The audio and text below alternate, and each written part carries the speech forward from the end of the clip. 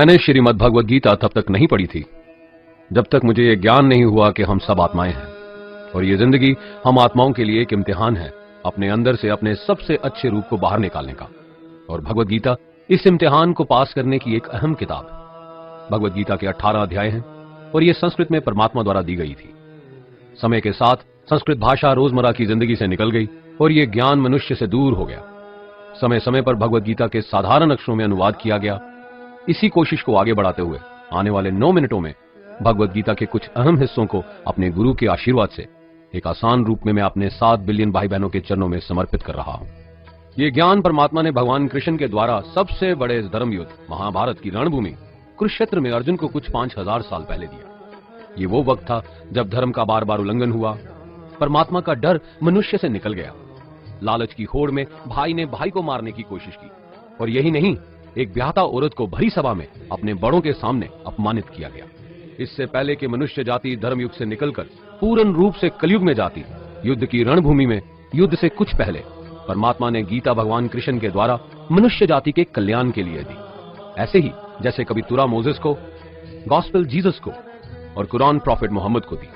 Gita, Bible, Quran, तुरा, गुरु ग्रंथ साहिब परमात्मा द्वारा दी गई किताबें हैं जो किसी एक धर्म के लिए नहीं बल्कि पूरी मनुष्य जाति के लिए है, पूरी इंसानियत के लिए है, सब आत्माओं के लिए है, क्योंकि ये आत्मा को परमात्मा के बारे में, उसकी सृष्टि के बारे में और सबसे अहम ये उन कायदों के बारे में समझाती है जिनका आत्मा को मनुष्य के रूप में हर हाल में पालन करना होगा, रक्षा करनी होगी। और इन्हीं कायदों की बुनियाद पे एक आत्मा को शरीर त्यागने के बाद परखा जाएगा और इस परीक्षा से पास होने पे हमेशा के लिए इस जन्म और मृत्यु से मुक्ति मिलेगी। परमात्मा भगवद गीता में कहते हैं कि मैं ही सबकी शुरुआत हूं, मैं शुरू से भी पहले था और सब खत्म होने के बाद भी रहूंगा।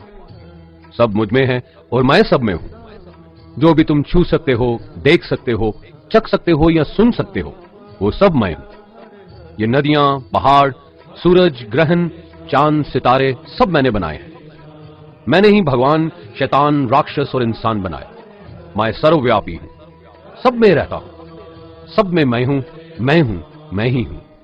मैं ही ब्रह्मा बनके सब बनाता हूं और रुद्रा बनके सब नष्ट कर देता हूं। मैं ये सृष्टि यूं ही बनाता और तोड़ता रहूंगा ताकि आत्माओं को मौके मिल सके इस जन्म और मृत्यु से एक दिन मोक्ष पाने को, हमेशा के लिए परमात्मा के साथ रहने को। भगवद गीता कहती है कि इस सबसे बड़ी परीक्षा के लिए परमात्मा ने प्रकृति का निर्माण 5 तत्व हवा, अग्नि, जल, पृथ्वी और ईथर से किया, जिन्हें हम छू के, चख के, सूंघ के, देख के समझ सकते हैं।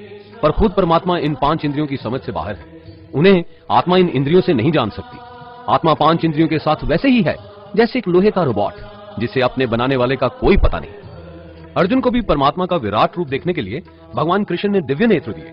भगवद गीता समझाती है कि आत्मा अजन्मी है, इसे कोई मार नहीं सकता, कोई जला नहीं सकता, डुबा नहीं सकता, काट नहीं सकता। लेकिन आत्मा को परमात्मा के साथ हमेशा रहने के लिए ये परीक्षा रूपी जीवन में बैठना ही पड़ेगा। इस परीक्षा के लिए परमात्मा से बिछुड़ के आत्मा को पृथ्वी पे किसी न किसी रूप में जन्म लेना पड़ता है और 88 करोड़ योनियों को जीने और भोगने के बाद एक आत्मा को मनुष्य का शरीर और दिमाग मिलता है इस सबसे बड़ी मर्यादाओं की परीक्षा में बैठने के लिए। हर मनुष्य को इस पूरी परीक्षा के दौरान तरह तरह की अच्छी और बुरी भावनाओं के चक्रव्यूह में अपने ही भाई बहन या मित्रों के साथ डाला जाता है, जिसमें हर आत्मा को अपने अंदर के तामसिक और राजसिक अवगुणों से निकल के सात्विक जीवन में प्रवेश करने के मौके मिलते हैं। हमारे तामसिक गुण वो हैं जो हमारे अंदर हीन भावना पैदा करके हमें खुद को उदास और नुकसान पहुंचाते हैं, और हमारे राजसिक गुण हमें ईर्ष्यालु और लोभी बना के दूसरों के प्रति नुकसान पहुंचा सकते हैं। इस परीक्षा के दौरान हर आत्मा को तामसिक और राजसिक गुणों को खत्म करके अपने सात्विक गुणों से परिचित होना पड़ेगा। सात्विक गुण वो हैं जो आत्मा को अपने आसपास की हर चीज से जोड़े और उन्हें प्यार करना सिखाते हैं। परीक्षा के दौरान हर आत्मा को जीवन के 4 स्तंभ धर्म, अर्थ, काम और मोक्ष का ज्ञान पाके ही मुक्ति मिलती है। यही वो द्वार है जिन्हें समझ के ही आत्मा परमात्मा को समझ सकती है। पहला द्वार धर्म का है और शेर इसका प्रतीक है।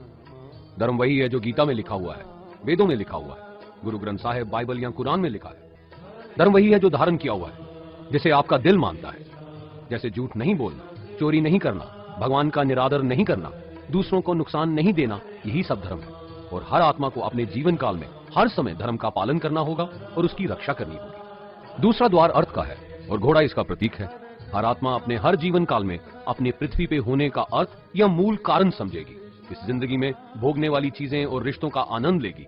अच्छा बेटा या अच्छी बेटी, अच्छा भाई या अच्छी बहन, अच्छा पति या अच्छी पत्नी बनके हर दुनियावी रिश्ते पर खरी उतरेगी और इस परीक्षा को पास करेगी। तीसरा द्वार काम का है। भगवत गीता समझाती है कि हर मनुष्य के अंदर काम, क्रोध, लोभ, मोह, अहंकार और ईर्ष्या जैसी 6 भावनाएं हमें अपने और दूसरों के प्रति नुकसान पहुंचा सकती हैं। इन भावनाओं को हर मनुष्य को हमेशा अपने नियंत्रण में रखना होगा, क्योंकि इनके बहाव में किया हुआ कोई भी काम हमारे जीवन भर की परेशानी का कारण बन सकता है और एक आत्मा संतोष और सादगी से इन भावनाओं पे हमेशा के लिए विजय पा सकती है। चौथा स्तंभ मोक्ष का है और हाथी इसका प्रतीक है। इस परीक्षा रूपी जीवन में हर मनुष्य हर समय कुछ इच्छाएं रखता है। कुछ इच्छाएं एक ही जन्म काल में पूरी हो जाती हैं, पर कुछ अधूरी रह जाती हैं और उनके पूरा होने के लिए आत्मा को वापस पृथ्वी पे आना पड़ता है। भगवत गीता समझाती है कि हमारी इच्छाएं ही मूल कारण है हमारे पृथ्वी पे वापस आने का, और अगर हम कोई भी इच्छा ना रखें तो हम इस जीवन और मृत्यु से मुक्त हो सकते हैं। ये द्वार माफी का भी है। जिन्होंने आपके साथ बुरा किया उनको माफ करके और जिनसे आपने बुरा किया उनसे माफी मांग के मुक्ति पाई जा सकती है। जब तक आत्मा इन चारों दरवाजों धर्म, अर्थ, काम और मोक्ष को समझ नहीं लेती, तब तक आत्मा को बार बार इस मनुष्य रूप में आना ही पड़ेगा। परीक्षा का समय खत्म होते ही आत्मा शरीर और अन्य सब वस्तुओं का त्याग कर देती है। जो भी संसार में रहकर बनाया वो अब किसी और का होगा और आत्मा अपने कर्मों के फैसले के लिए चली जाती है। आत्मा के अच्छे बुरे कर्मों का हिसाब होता है। अपने अच्छे कर्मों के लिए आत्मा कुछ वक्त के लिए स्वर्ग और दुष्कर्मों के लिए नरक पे चली जाती है। नरक में आत्मा को अपने पापों के अनुकूल सजाएं मिलती हैं, पर सजा खत्म होने के बाद आत्मा को फिर से एक नया शरीर और नया दिमाग मिलता है इस परीक्षा में फिर से बैठने के लिए। और हर परीक्षा में वही सब फिर दोहराया जाएगा, जिंदगी के 4 स्तंभ धर्म, अर्थ, काम और मोक्ष को समझने के लिए।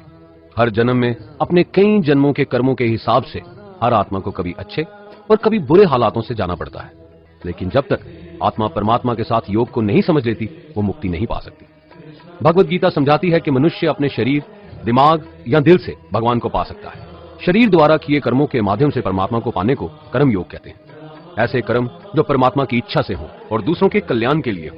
वाल्मीकि ने रामायण लिख के, श्रवण ने अपने माता पिता की सेवा और उन्हें 4 धाम की यात्रा करवा के, मदर टेरेसा ने अपने प्यार और सेवा के माध्यम से, और मैडम क्यूरी ने वैज्ञानिक खोज में अपने जीवन का बलिदान देके अपने कर्मों द्वारा परमात्मा को पाया। भगवत गीता समझाती है कि एक आत्मा दिमाग से भी परमात्मा के साथ योग लगा सकती है। इसे राजा योग कहते हैं, क्योंकि दिमाग या मस्तिष्क सब इंद्रियों का राजा है। एक मनुष्य अपनी आस्था, सांस प्रणाली, आसन, अभ्यास, साधना और तपस्या से परमात्मा को इस योग के रास्ते पा लेता है। इस योग को समझने के लिए हमें अपने अंदर की एनर्जीज यानी चक्रा और कुंडलिनी को समझना पड़ेगा। आत्मा मस्तिष्क से मेडिटेशन या ध्यान लगा के परमात्मा के साथ योग लगा सकती है। शंकराचार्य, स्वामी परमहंस, स्वामी विवेकानंद और उनके जैसे कई योगी इस योग के रास्ते परमात्मा के साथ संधि लगा पाए। परमात्मा भगवत गीता में कहते हैं कि अगर किसी आत्मा को धर्म ना भी समझ आए, योग ना भी समझ आए, पर अगर वो मेरी शरण में आ जाए तो मैं उसके सारे पाप माफ कर देता हूँ। परमात्मा को ऐसी दिल की गहराइयों से पुकार के पाने को भक्ति योग कहते हैं। चैतन्य महाप्रभु, मीराबाई और भगवान हनुमान इस योग के सबसे बड़े उदाहरण हैं। लेकिन कभी आत्मा अपने होने का मूल कारण भूल के धर्म का उल्लंघन करे या पाप के रास्ते पे निकल जाए तो उसे ठीक करने के लिए परमात्मा खुद किसी रूप में पृथ्वी पे जन्म लेते हैं। आइए श्री भगवत गीता, गुरु ग्रंथ साहिब, तुरा, बाइबल, कुरान या ऐसी किसी भी दीनी किताब को पूरा पढ़ के इस जिंदगी के असली मायने समझें और परमात्मा के साथ योग लगाएं। अगर आपने इसे पसंद किया तो इसे औरों को बांटिए, ताकि सब आत्माएं अपने यहां होने का मूल रूप समझ सकें और इस जन्म और मृत्यु से मुक्ति पाके हमेशा परमात्मा के साथ रह सकें। धन्यवाद।